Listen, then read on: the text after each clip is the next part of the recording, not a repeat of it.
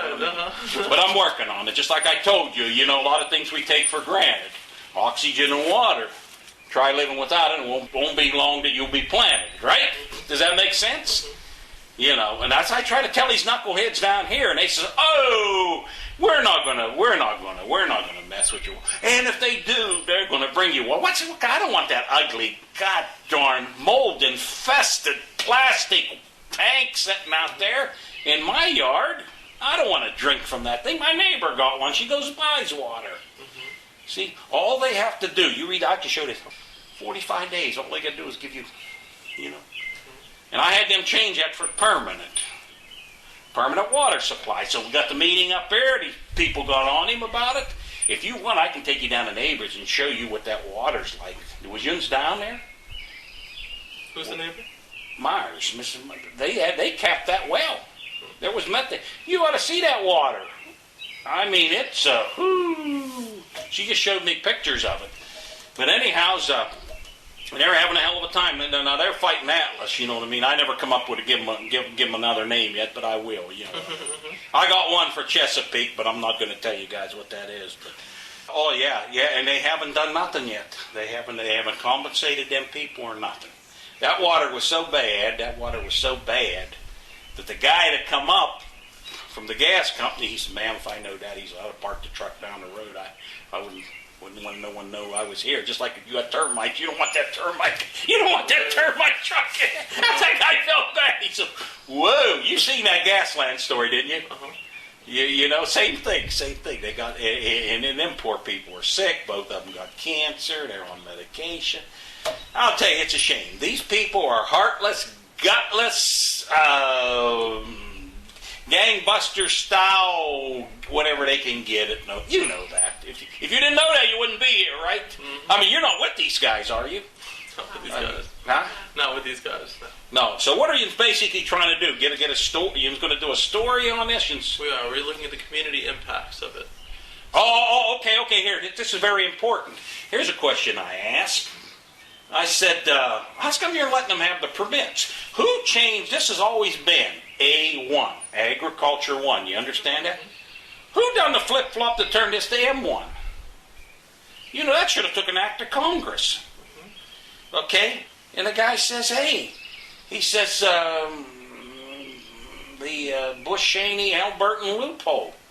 It supersedes everything. Like when you played Monopoly, you had that card to get you out of jail. Evidently, somebody gave him a get out of jail free card. I said, wait a minute. I said, my argument was you can't. I said, I realize you can.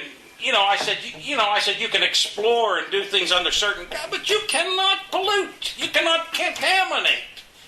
You know what I mean?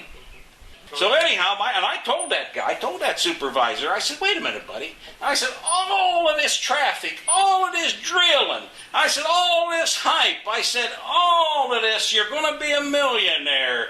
Everybody's going to be a jet. And I said, you know what? We ain't got a goddamn dime in a coffer out of them. We don't get nothing. They ain't got money to buy stuff to put on the roads in the wintertime. I said we ought to be the wealthiest township in the whole state, right? What are we getting out of the deal? There's nothing going in the coffers. And the first thing he says, don't say we're taking anything. I said, well, how about the guy come up to the meeting there that the cop wouldn't let in because he was going to tune you up because he had proof that you got $2 million from him. You could hear a pin drop. Things got quiet. You know what I'm saying? And you go up to these meetings, all they do is defend them. And they always send a goon and a stooge in.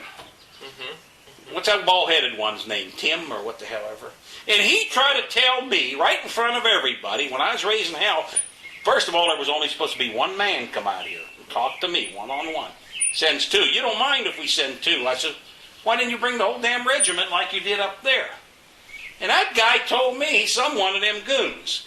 I said, you're pressing your luck, buddy. And this is on the records. You was not out my house. I said, there were two other guys with two other different names than yours. You got American names. These two boys had Italian names. Now, what the hell are you trying to see? That takes a lot of guts to say, hey, I was out there talking to you.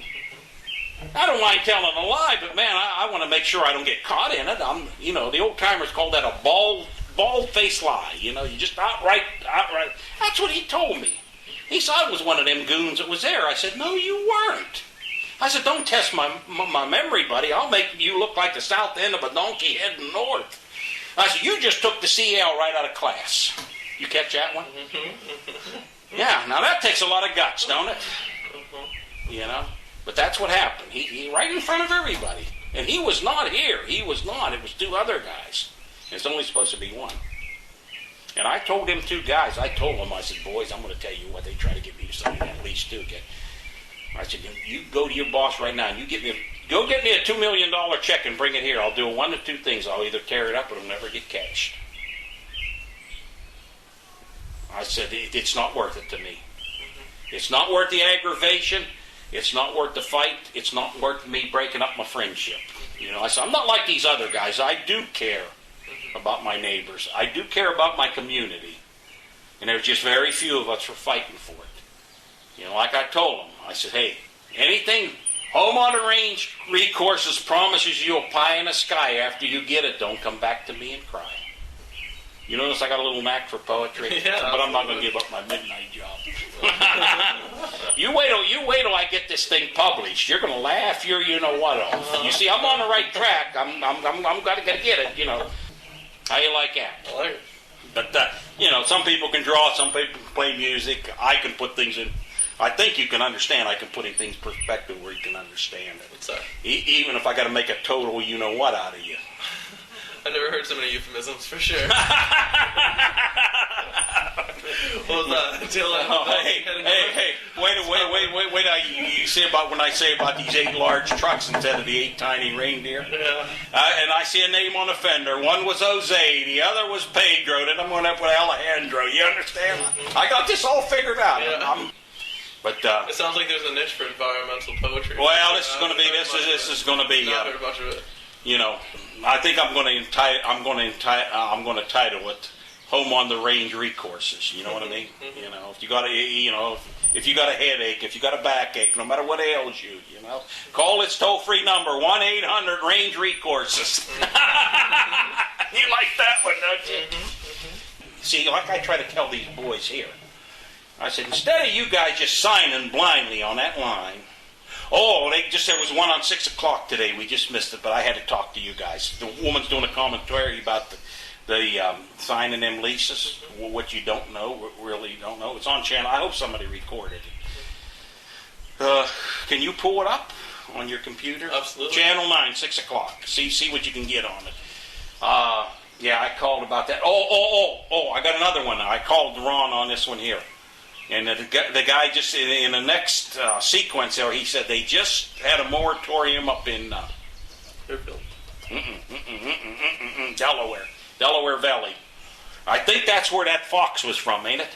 Dimmick, PA? I just called Ron. I left a message on there. I said, hey, they just had a moratorium. They stopped it up there. And then I belong to a manufacturing association. I've been retired a long time, but, I'm like a coordinator.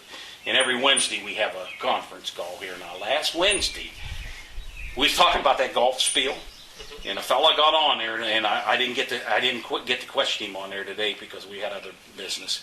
But he said the legislature was meeting that day, last Wednesday, and they were going to pass a law that they were not allowed to drill around no waterways. And supposedly, now, from what I understand, that's the water that feeds into the Finger Lakes up in New York. I don't know, but check it out if you can. Did I help you guys out, or? You did. Have you heard anything? Have you heard any more information about health effects in the community? Have you yourself experienced any health effects? Any hard to breathe? No, but this woman that I told you that they like I said, I hope I done you some good.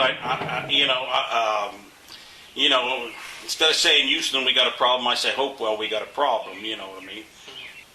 So in this poem I'm going to make, the only thing Hopewell Township was ever noted for the movie, The Night of the Living Dead. All right? Now let me see what I got to get my point in here. I can't get the rhyme in right now, but what it is, and if we don't stop this runaway train, the next movie will be the night everybody in Hopewell Township died. I got it, but I can't get the rhyming word in there right now. They filmed the Night of the Living Dead. That's what it's known for. And if things don't straighten up, they're going to be known for the night that everybody in Hopewell Township died, and that'll get their attention, won't it? Be, you know what I mean? So that's basically it. How'd you like the water? Water's good. Oh, okay. Yeah. Well, thank you for the interview.